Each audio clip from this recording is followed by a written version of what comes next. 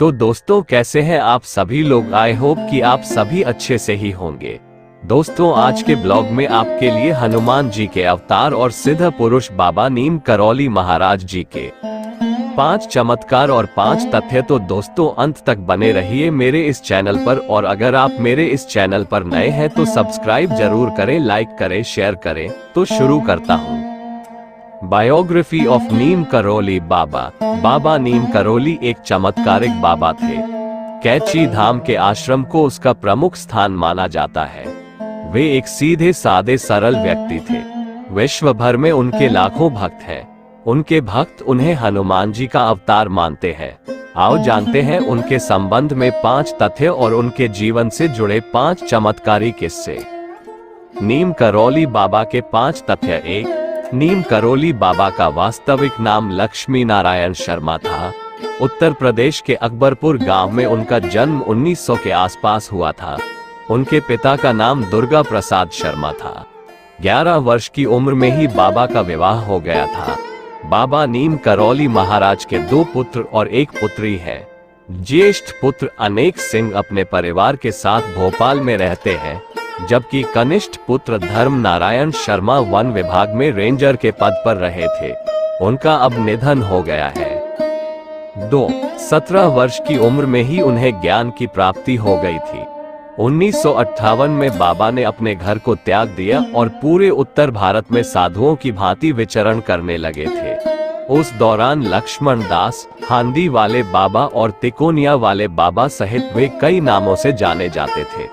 गुजरात के ववानिया मोरबी में तपस्या की तो वहां उन्हें तलैया बाबा के नाम से पुकारने लगे थे।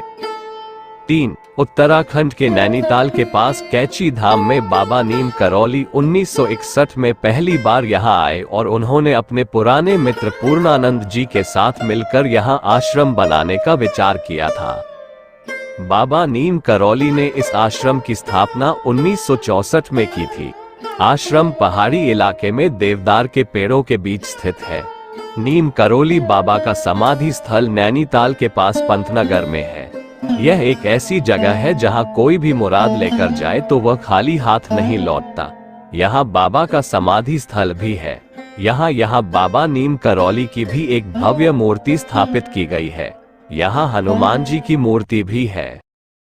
4. नीम करौली बाबा के भक्तों में एप्पल के मालिक स्टीव जॉब्स, फेसबुक के मालिक मार्क जुकरबर्ग और हॉलीवुड एक्ट्रेस जूलिया रॉबर्ट्स का नाम लिया जाता है। कहा जाता है कि इस धाम की यात्रा करके उनका जीवन बदल गया। बताया जाता है कि बाबा के आश्रम में सबसे ज्यादा अमेरिकी ही आते हैं। नीम करौली बाबा की मृत्यु के पश्चात 1974 में स्टीव जॉब्स भी आत्मज्ञान के लिए उनके आश्रम में आए थे और इसके पश्चात ही उन्होंने आज के दौर की मशहूर कंपनी एप्पल की स्थापना की थी। मार्क जुकरबर्ग जब उनके आश्रम में आए थे तब फेसबुक का प्रारंभिक दौर चल रहा था और यहाँ पर उनके मन में कुछ नए विचार उपजे, जिससे फेसबुक आज की अपनी स्थिति प्राप्त कर पाया है। 5. 15 जून को देवभूमि कैची धाम में मेले का आयोजन होता है और यहाँ पर देश विदेश से बाबा नीम करौली के भक्त आते हैं। इस धाम में बाबा नीम करौली को भगवान हनुमान का अवतार माना जाता है। देश विदेश से हजारों भक्त यहाँ हनुमान जी का आशीर्वाद लेने आते हैं। बाबा के भक्तों ने इस स्थान पर हनुमान का भव्य मंदिर बनवाया। यहाँ 5 देवी देवताओं के मंदिर हैं। इनमें हनुमान जी का भी एक मंदिर है। बाबा नीम करौली हनुमान जी के परम भक्त थे और उन्होंने देश भर में हनुमान जी के कई मंदिर बनवाए थे। नीम करौली बाबा ने अपने जीवन के आखिरी पड़ाव तक संपूर्ण भारत एवं अन्य देशों की यात्राएं की। बाबा श्री हनुमान जी के भक्त थे तथा उन्होंने भारत में 108 हनुमान मंदिरों का निर्माण कराया है। उनके नाम से अमेरिका तथा मैक्सिको में भी हनुमान मंदिर स्थापित किए गए हैं। नीम करौली बाबा के 5 चमत्कार। 1. एक बार बाबा फर्स्ट क्लास कंपार्टमेंट में सफर कर रहे थे। जब टिकट चेकर आया तो बाबा के पास टिकट नहीं था। तब बाबा को अगले स्टेशन नीम करौली में ट्रेन से उतार दिया गया। बाबा थोड़ी दूर पर ही अपना चिपटा धरती में गाड़कर बैठ गए। ऑफिशियल्स ने ट्रेन को चलाने का ऑर्डर दिया और गार्ड ने ट्रेन को हरी झंडी दिखाई, परंतु ट्रेन 1 इंच भी अपनी जगह से नहीं हिली। बहुत प्रयास करने के बाद भी जब ट्रेन नहीं चली तो लोकल मजिस्ट्रेट जो बाबा को जानता था उसने ऑफिशियल्स को बाबा से माफी मांगने और उन्हें सम्मान पूर्वक अंदर लाने को कहा। ट्रेन में सवार अन्य लोगों ने भी मजिस्ट्रेट का समर्थन किया। ऑफिशियल्स ने बाबा से माफी मांगी और उन्हें ससम्मान ट्रेन में बैठाया। बाबा के ट्रेन में बैठते ही ट्रेन चल पड़ी। तभी से बाबा का नाम नीम करौली पड़ गया। 2. एक बार उन्होंने अपने एक विदेशी अनुयायी को ब्लड प्रेशर की दवा का सेवन करते हुए देखा। नीम करौली बाबा ने उससे दवा की शीशी मांगी और उसे खोलकर उसमें रखी दवा की सारी गोलियां खा गए। ये देखकर अनुयायी काफी घबरा गया और जल्द ही एम्बुलेंस बुलाने की तैयारी में लग गया। परंतु घंटों बीत जाने के पश्चात भी बाबा को कुछ नहीं हुआ। वे पहले की तरह ही मुस्कुरा रहे थे और शांत थे। 3. एक बार एक विदेशी अनुयायी अपने पति को लेकर नीम करौली बाबा के पास पहुंची थी। उस विदेशी महिला का पति बाबाओं को नहीं मानता था और न ही उसका धर्म में विश्वास था, परंतु पत्नी के कहने पर वह यहाँ आया था। वो व्यक्ति आश्रम और नीम करौली बाबा को देखकर सोचने लगा कि इन साधारण से व्यक्ति के पीछे मेरी पत्नी पागल है। फिर वह वहां से उठकर चला गया। रात में वह नदी के किनारे खड़ा अपने पत्नी के और भविष्य के बारे में सोचने लगा। दूसरे दिन सुबह वह पुनः अपने देश जाने से पूर्व औपचारिकतावश पत्नी के कहने पर नीम करौली बाबा के दर्शन करने गया। वहां बाबा ने उसे बुलाकर पूछा कि तुम यहाँ आकर क्या सोच रहे थे और तुम नदी के किनारे खड़े हुआ क्या सोच रहे थे, क्या तुम ये सब जानता चाहते हो? तब बाबा ने वह सब बता दिया जो वह सोच रहा था। ये सुनकर उसे बाबा पर विश्वास हो गया। 4. रिचर्ड एल्पर्ट रामदास ने 1979 में नीम करौली बाबा के चमत्कारों पर मिरेकल ऑफ लव नामक एक किताब लिखी। इसी में बुलेट प्रूफ कंबल नाम से एक घटना का जिक्र है। बाबा हमेशा कंबल ही ओढ़ा करते थे।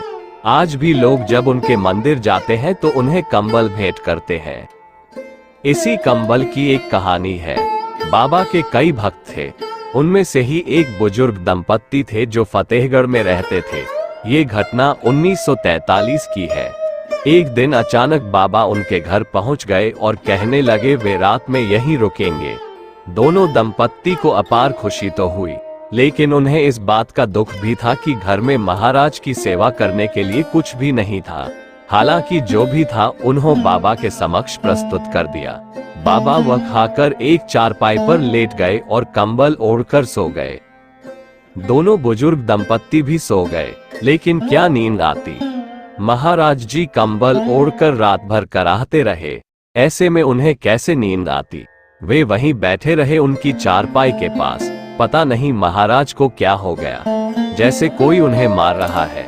जैसे तैसे कराहते कराहते सुबह हुई। सुबह बाबा उठे और चादर को लपेटकर बुजुर्ग दंपत्ति को देते हुए कहा, इसे गंगा में प्रवाहित कर देना, इसे खोलकर देखना नहीं अन्यथा फंस जाओगे। दोनों दंपत्ति ने बाबा की आज्ञा का पालन किया। जाते हुए बाबा ने कहा कि चिंता मत करना, महीने भर में आपका बेटा लौट आएगा। जब वे चादर लेकर नदी की ओर जा रहे थे तो उन्होंने महसूस किया कि इसमें लोहे का सामान रखा हुआ है, लेकिन बाबा ने तो खाली चादर ही हमारे सामने लपेटकर हमें दे दी थी। खैर हमें क्या, हमें तो बाबा की आज्ञा का पालन करना है। उन्होंने वो चादर वैसी की वैसी ही नदी में प्रवाहित कर दी। लगभग 1 माह के बाद बुजुर्ग दंपत्ति का इकलौता पुत्र बर्मा फ्रंट से लौट आया।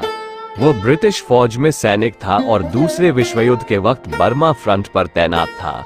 उसे देखकर दोनों बुजुर्ग दंपत्ति खुश हो गए और उसने घर आकर कुछ ऐसी कहानी बताई जो किसी को समझ नहीं आई। उसने बताया कि करीब महीने भर पहले एक दिन वह दुश्मन फौजों के साथ घिर गया था।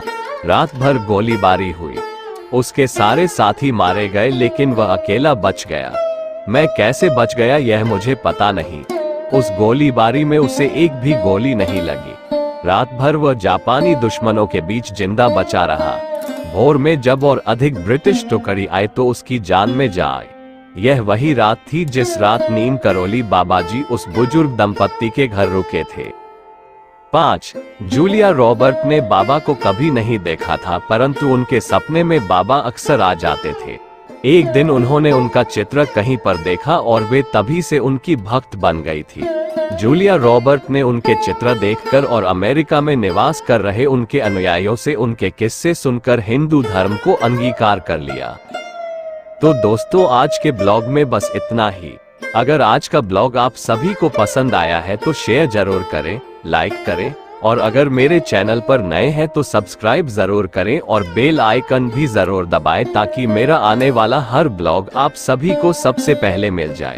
धन्यवाद।